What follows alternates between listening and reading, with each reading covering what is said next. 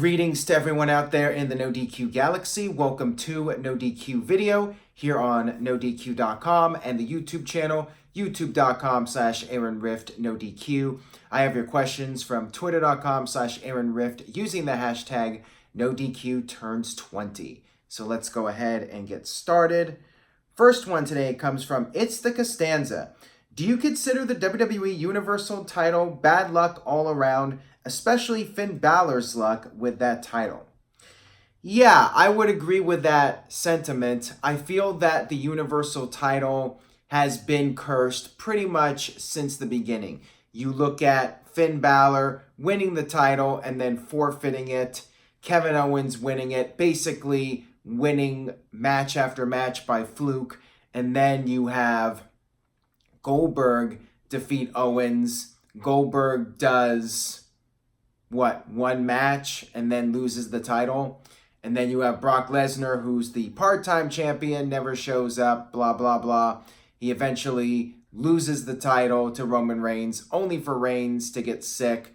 And then you have Lesnar win it back again. So yeah, the title has been really watered down and it hasn't really had that defining moment that makes it a world championship. It just doesn't feel like that title has gotten the proper treatment that a so-called world championship should get. Balor's thing was just bad luck, and unfortunately, he never got that momentum back due to the injury. It took forever for him to finally get another championship opportunity, but he just wasn't in WWE's plans. He did not even get a match with Brock Lesnar, for crying out loud. So, yeah, the Universal title, I'm feeling more and more like WWE should just merge the titles, get rid of the Universal title, have the world champion be on both shows. But that's just my opinion. This one comes from Daza. Will Jeff Hardy ever get back to the level he was once at in 2008, 2009, and will he face and win the main title again? I could see him competing for the world title at some point. However, I don't see WWE putting the title on him. And interestingly enough, he's very close to AJ Styles in age.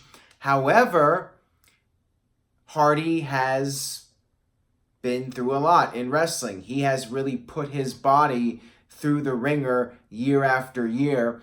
AJ Styles has been able to keep up with WWE's schedule. I would not rule out Jeff Hardy being world champion one more time. Anything is possible. Never say never, right?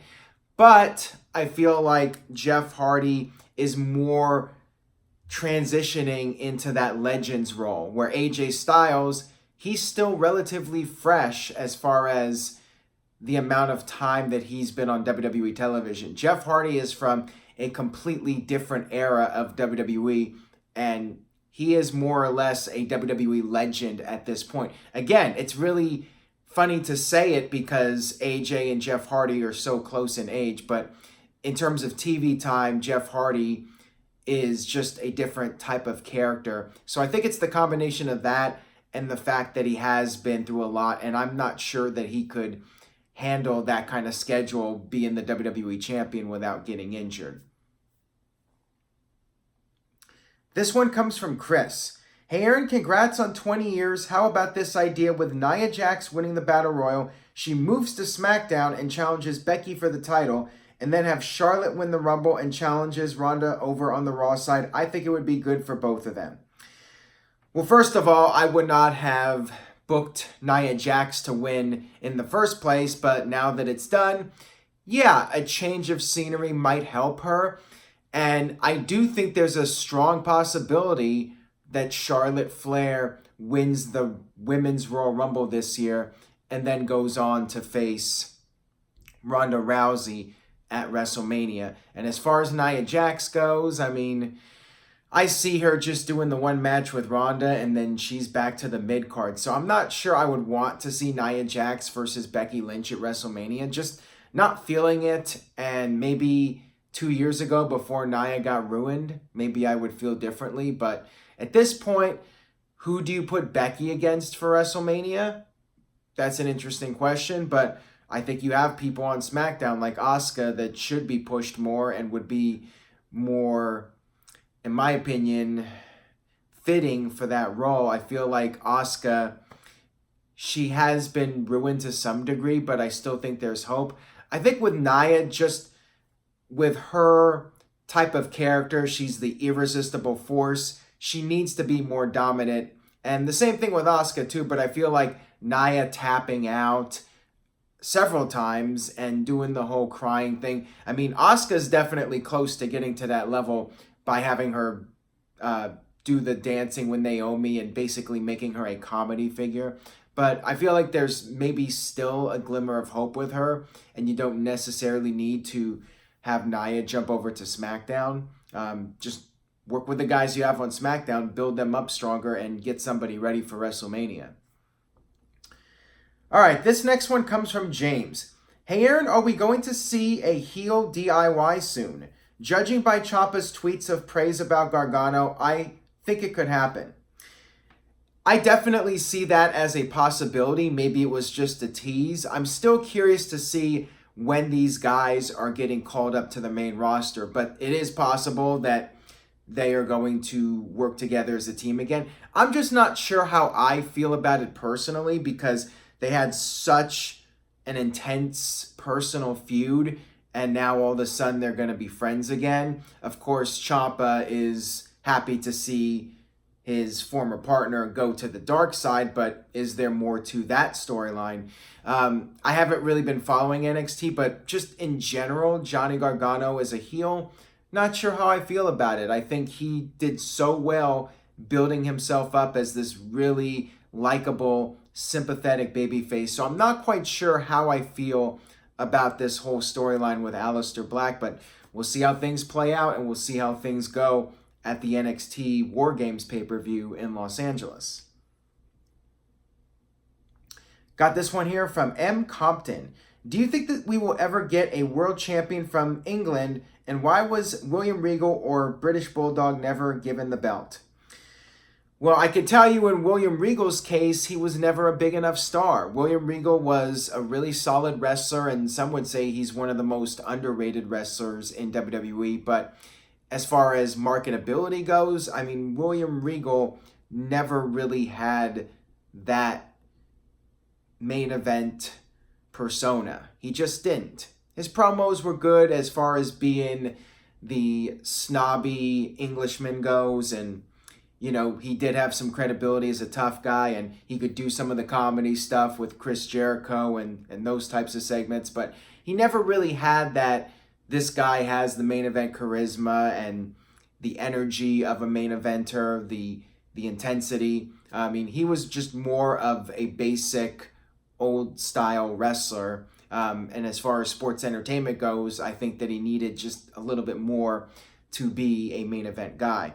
And British Bulldog, it's possible maybe WWE could have done something with him during his main event push. But again, that was a period where WWE was focusing on trying to build up a strong babyface champion. Shawn Michaels was the champion. Yeah, you could have put it on the Bulldog for a short period of time. And maybe if Bulldog was in a slightly different period of time in WWE, maybe it would have happened for him. Who knows? I mean, Bulldog definitely got close, but just didn't get to that level. This one comes from Boogeyman79. Why does Renee Young go, oh, all the time, even on ready moves? It gets annoying and almost makes me want to turn mute on my television. That's a great question, and she hasn't addressed it publicly, and she hasn't changed, which is interesting because I feel like it is constructive feedback, and I do like Renee Young a lot. I think she's way better than Booker T and way better than Jonathan Coachman. But yeah, that in particular bugs me, and I mentioned it on Twitter. I know I'm not the only one. I'm surprised nobody has gotten in her ear and saying, hey, you know what? You got to try to cut back on that.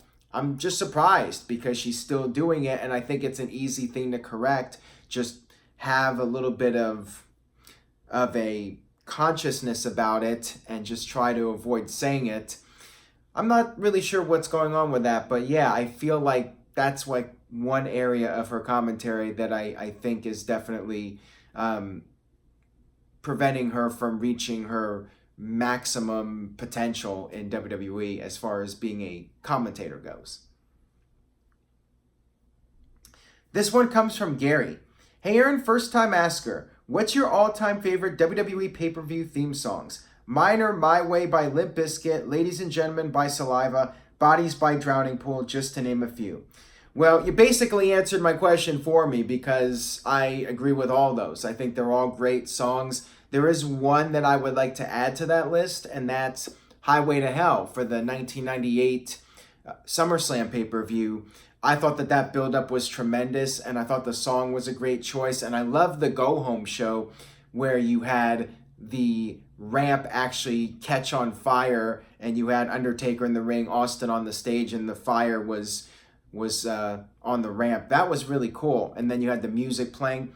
I thought it was a great go-home segment, and it's a shame we don't get those kind of segments anymore. But yeah, I like that song, and usually Limp Bizkit works really well as a theme song, or Disturbed, or Hailstorm for that matter. I mean, I like a lot of the NXT songs that are used. Unfortunately, the main roster shows, I mean, luckily I didn't say Cool for the Summer by, what's her name? I'm forgetting now. Demi Lovato. If I said that, then I might lose brownie points with some of you out there. That's definitely not my favorite song as far as WWE themes go for pay-per-views. This one comes from SCW Wrestling Channel. Hey Aaron, with Survivor Series a couple of weeks away, do you prefer 4 versus 4 or 5 versus 5 Survivor Series elimination matches? And which is your favorite Survivor Series in WWE history? All right, well, you have a topical question here, so thank you for that, SCW. As far as 4 versus 4 or 5 versus 5, the original format was 5 versus 5, so I would give the edge to that just because of my own personal nostalgia growing up and seeing the 5-on-5 matches, but it really doesn't matter. You can do 4 versus 4. With 4 versus 4, that gives WWE the chance to do more matches. So in a way, I actually prefer 5 versus 5 because I think it's easier to remember the matches when there's fewer of them. And with 5 versus 5, you have fewer matches on the show. And as far as favorite Survivor Series, I mean, I know the most popular one is 2002, and that's right up there at the top for me personally. But my own personal favorite, 1990 Survivor Series. I know that one is largely forgotten about, but I loved the Ultimate Match of Survival concept. I thought that was really cool. And of course, you had The Undertaker's debut on that pay-per-view. I really enjoyed that Survivor Series. And yeah, it's a bit biased. It was on my birthday, but whatever. It was still fun. Got this one here from Chris. Hey Aaron, is the Brood the most underlooked tag team in the Attitude Era? And would you day it start the rise for Edge and Christian as a tag team? I thought the Brood was a really interesting team, and in particular Gangrel. Like, I'm sad WWE did not do more with him. I thought that character had a lot of potential. He had one of the coolest theme songs of all time, badass entrance with the fire and the blood and the mist and everything. I loved Gangrel, so I'm really bummed that he never got a lengthy run in WWE, and he still does indie shows to this day. He's still grinding and he's working on a regular basis, and yeah, I'm surprised WWE doesn't bring him back more often. And I was especially let down when the damn New Day came out instead of Gangrel, and I guess shame on me for thinking WWE might actually give us a cool surprise or something like that. You know, heaven forbid we ever get like a nice little surprise on WWE programming and a legend comes back for a fun moment. Whatever. Got this one here from Paul Jackson. If WWE decides to hold off on announcing the women's tag team titles until early next year, yada, yada, yada, if it were to come down to Sasha, Bayley versus Trish and Lita, should Sasha and Bayley both turn heel? So the gist of his question was, should WWE have Sasha and Bayley as a heel team to potentially face Trish and Lita?